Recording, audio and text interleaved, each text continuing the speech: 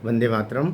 नमस्कार, जय श्री राम। 7 अगस्त का दिन बहुत क्रूशल था, लेकिन मैंने 6 अगस्त को ही एक वीडियो दोपहर बाद जारी किया था और उस वीडियो में बता दिया था कि 7 अगस्त की न केवल हियरिंग तय है, बल्कि उस दिन तथ्यात्मक रूप से हम आगे बढ़ेंगे।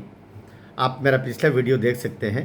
दरअसल क्या है, उतावली में, ज़्यादा उत्तेजना में हम नकारात्मक पहले हो जाते हैं, इसलिए ऐसा सोचते हैं। लेकिन मैं फिर से आज का जो आज का अर्थात 7 अगस्त का जो डिस्कशंस हुए हैं, जो छोटे डायरेक्शंस हुए हैं, मैं छोटे डायरेक्शन बोल रहा हूँ, उन सब ने कितना कितना आगे का संकेत दिया है, उसके डिस्कशन, उसके बारे में चर्चा मैं इस वीडियो में करने वाला हूँ। थोड़ा सा वीडियो में आगे तक थोड़ा टिके रहिएगा, आपको भी अच्छा लगेगा, मुझे भी संतोष होगा कि आप भागते दौड़ते वीडियो नहीं सुनते मेरा, बल्कि समय निकाल के और शांति से सुनते हैं और नीचे आप टिप्पणी भी करते हैं, मुझे बड़ा अच्छा लगता है। और हम सब लोग निःशुल्क सेवी हैं, इसलिए कि एक आत्मा, बल्कि 2 आत्माएं जिनको न्याय नहीं मिला, उनको न्याय मिलना चाहिए और उनके हत्यारे, उनके शील भंग के जो दोषी हैं, उनको यथोचित नहीं, यथोचित से ज़्यादा सजाएं मिलनी चाहिए। इसके लिए हम लोग लड़ रहे हैं। दिशा सालियान का केस अभी फरवरी मार्च से तो आना शुरू हुआ और उसमें तथ्य इतने मजबूत थे, प्रमाण चाहे वे डिजिटल हों या कि परिस्थिति जन्य हों। परिस्थिति जन्य अलग होते हैं, जो सिचुएशनल पर निर्भर करते हैं कि वे प्रमाण हैं। उन सब को मिला करके फिर डिजिटल को तो कोई मिटा नहीं सकता। डिजिटल जो एविडेंसेस होते हैं, प्रमाण होते हैं, प्रत्यक्ष सबूत होते हैं, उनको कोई नष्ट सैकड़ों साल के बाद में भी नहीं कर पाएगा।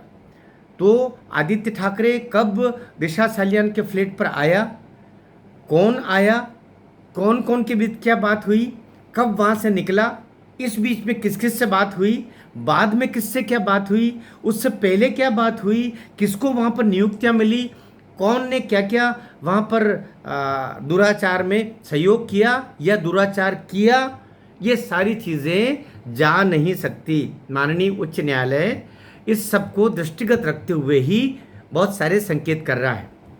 हम 7 अगस्त पर जो कुछ हुआ, जो कुछ आपने सुन लिया होगा, उससे परे जा कर के मैं बात कर रहा हूँ। इसलिए मैंने सोचा था कि कल मैं दोपहर को शांति से तथ्यात्मक और विधि दृष्टिकोण से क्या कुछ हुआ है, क्या कुछ अब होगा, उस पर हम चर्चा करेंगे। वीडियो शायद 1-2 मिनट ज़्यादा भी हो जाए तो मुझे क्षमा कीजिएगा। दरअसल ये केस ऐसा केस है ही नहीं जिसको हम कह सकते हैं तारीख पर तारीख।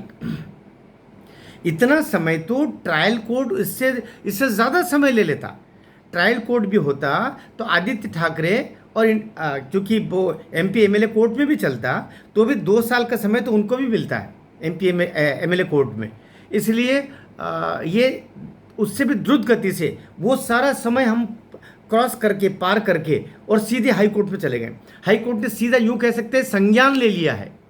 ये सतीश सालियान जी की पिटिशन के माध्यम से एक तरीके से माननीय उच्च न्यायालय मुंबई, माननीय उच्च न्यायालय महाराष्ट्र ने सीधा दिशा सालियान की मृत्यु पर संज्ञान ले लिया है। ये समझ के चलिएगा। बात आगे बढ़ाते हैं कि 7 अगस्त के दिन सामान्यतः ये था कि होगी कि नहीं होगी, नहीं होगी, होगी, होगा ही नहीं, क्योंकि वो बोर्ड पे नहीं। लेकिन मैंने 6 को ही बता दिया था। मैं शब्द बोल रहा हूँ, थोड़ा क्षमा करना, इसका कोई वैकल्पिक शब्द नहीं है, इसलिए मैं शब्द बोल रहा हूँ। मैं हिंदी का भी प्राध्यापक रहा हूँ, कानून का विद्यार्थी तो हूँ ही, तो उसका क्षमा करना। अहंकार से नहीं, मैं केवल अपनी स्थिति को स्पष्ट करने के लिए बोल रहा हूँ कि हम उतावलेपन में नकारात्मक पहले होते हैं, जबकि हमें सकारात्मक पहले होना चाहिए। कि हम जिस गति से दिशा सालियान के केस में न्याय पाने की ओर अग्रसर हो रहे हैं, वह बड़ा ही शुभ, बड़ा ही सकारात्मक, बड़ा ही अच्छा संकेत है, हम कह सकते हैं। कल न केवल हीरिंग पर आया, 37वें नंबर पर था, रात्रि तक नहीं था, सुबह होते होते रात्रि में सब कुछ हुआ और क्रम भी हमारा 12-1 बजे के लगभग आ गया। सब लोग 50 की टीम पूरी वहाँ पर पहुँची। हम कितने व्यग्र, कितने चिंतित और कितने तत्पर होंगे कि उस समय हीयरिंग पर हमारे नीलेश ओझा जी की टीम के साथ में 50 एडवोकेट्स थे, 50 से ज़्यादा थे। कुछ लोग बाहर भी थे जिनको वहाँ पर स्थान नहीं मिला, लेकिन सारे एडवोकेट्स थे। तो सतीश सालियान, उनकी माता, उनकी पत्नी अर्थात दिशा सालियान के माता पिता ही अकेले नहीं बल्कि करोड़ों करोड़ लोग मेरे चैनल पर म्यांमार से, बांग्लादेश से, अमेरिका से, ब्रिटेन से, कहाँ कहाँ से जो इसके मेरी चैनल के साथ जुड़े हुए मेरे सब्सक्राइबर्स बंधु हैं, बहनें हैं, वे चिंता करते हैं और उसकी मांग करते हैं।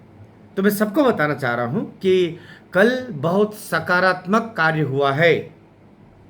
मैं बोल रहा हूँ, मेरा अनुभव बोल रहा है, मेरी विवेचना बोल रही है कि हमसे अर्थात दिशा सालियान के केस में न्याय पाने वाले सारे जो बंधु हैं वे आश्वस्त हो सकते हैं कि भले ही हमारी ये तीसरी बेंच है, पहली बेंच गलत थी और नीलेश ओझा जी के माध्यम से एक तरीके से हमने या सतीश सालियान ने, एडवोकेट जब बोलता है तो वो क्लाइंट की ओर से बोलता है, तो कि ये एक बेंच सही नहीं है क्योंकि वो जो दीदी थी, मैं दीदी शब्द भी बोल रहा हूँ, वो जो मैडम थी, वो जो न्यायमूर्ति जी थी, उनका संबंध उनके पति का कहीं शिवसेना यूबीटी से रहा है। इसलिए नीलेश ओझा जी ने कहा पहले कि हम इस यहाँ हियरिंग नहीं कराएंगे, यद्यपि उसके कारण से हमारी हियरिंग 15 दिन आगे गई, कोई दिक्कत नहीं।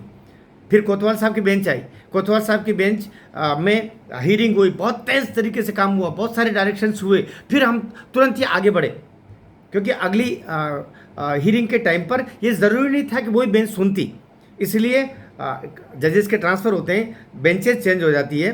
तो तीसरी बार हमें बेंच प्राप्त हुई है।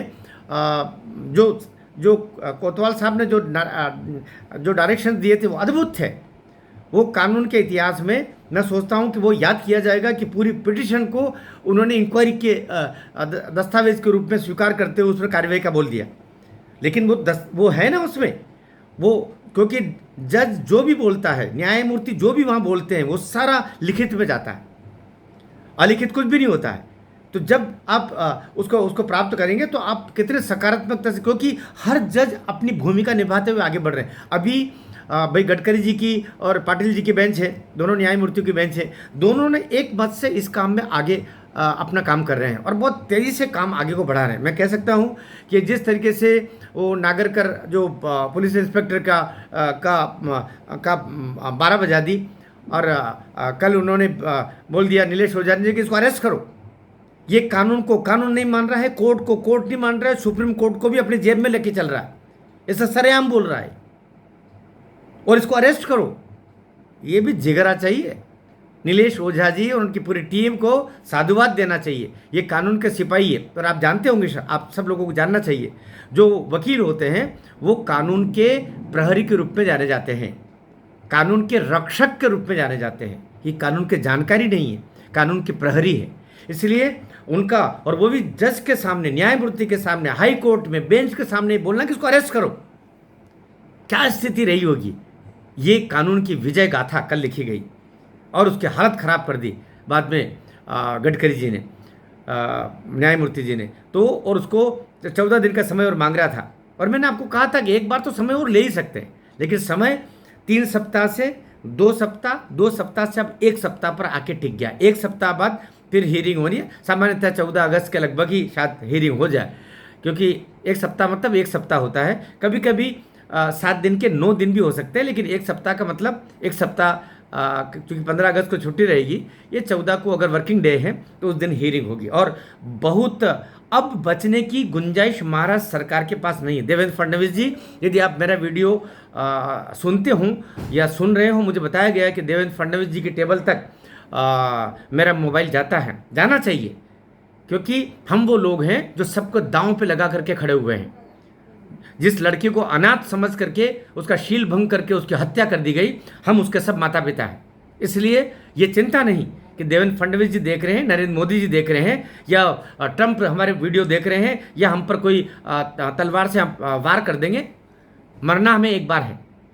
ऐसे मुझ जैसे करोड़ों लोग हैं जो इस धर्म युद्ध में, इस न्याय पाने की संघर्ष गाथा में साथ में खड़े हुए हैं। इसलिए इस बार मैं सोचता हूँ कि 14 अगस्त को जो हीरिंग हो, लगभग तिथि एक आध दिन बाद ही हमें पता चल जाएगी, तो वो निर्णायक होगा। और आपको शायद ये जानकर के और खुशी होगी कि आप मुंबई हाई कोर्ट की साइट पर जाएंगे तो इसको लाइव भी देखा जा सकता है, जैसे कि इस बार लोगों ने देखा है। वो कोई बड़ी बात नहीं है, तो थोड़ा बहुत भी नेट, इंटरनेट और इस सारा सिस्टम को जानने वाले जो बच्चे हैं उनसे ज़रा जानकारी ले लें तो ये बड़ा आसान है, आप लाइव भी इससे जुड़ सकेंगे। तो अब हम बहुत सकारात्मकता पर विश्वास करते हुए न्याय पाने की दहलीज पर बहुत आगे तक बढ़ गए हैं। विश्वास रखिए, यह जो धर्म युद्ध है, यह जो न्याय युद्ध है जिसमें न्याय पाना है और उस बच्ची को न्याय दिलवाना है साथ में, क्योंकि दिशा सालियान के केस पर ही सुशांत सिंह का केस टिका हुआ है और उसके केस की हियरिंग भी आगे बढ़ रही है 12 अगस्त को। यद्यपि षड्यंत्रकारी सक्रिय हैं, कल ही जो कंटेम्प्ट वाला प्रकरण था हाई कोर्ट में नीलेश ओझा जी का, कल उसको भी लेके आया गया। अर्थात कोई दुरुस्त शक्तियाँ, राक्षस शक्तियाँ जो अपने माता पिता का भी सौदा कर दे, ऐसी न्यायालयों में कोई न कोई अंदर बैठे हुए हैं जो पीछे से आदित्य को सहयोग कर रहे हैं। लेकिन अंततोगत्वा जीत सत्य की होती ही रही है, जीत सत्य की होगी, जीत धर्म की होती रही है, जीत धर्म की होगी। न्याय सदैव जीतता है, अंततोगत्वा यहाँ भी न्याय ही जीतेगा, विश्वास रखिएगा। और आज शाम को एक और वीडियो मैं और आगे क्या क्या दांव पे चले जा सकते हैं, उनसे कैसे निपटना है, उस पर एक वीडियो डालूंगा। आप इसको खूब शेयर कीजिएगा। मेरा मन है आपसे आग्रह करने का, सब्सक्राइब आपने किया है न किया है यह आपका विषय है। मैं पैसों के लिए तो ये वीडियो ना बनाता हूँ, ना मेरी चैनल है, लेकिन आप इसको अधिक से अधिक लोगों तक शेयर कीजिए ताकि ये एक नहीं तीन बार तीन ओर से देवेंद्र फडणवीस जी, नरेंद्र मोदी जी, अमित शाह जी और कानून के जो वहाँ पर सॉलिसिटर जनरल है महाराष्ट्र के और भारत सरकार के, उनके मोबाइल पर भी ये चला जाए, ऐसा कुछ काम कर देंगे तो बड़ी सेवा होगी। भारत माता की जय।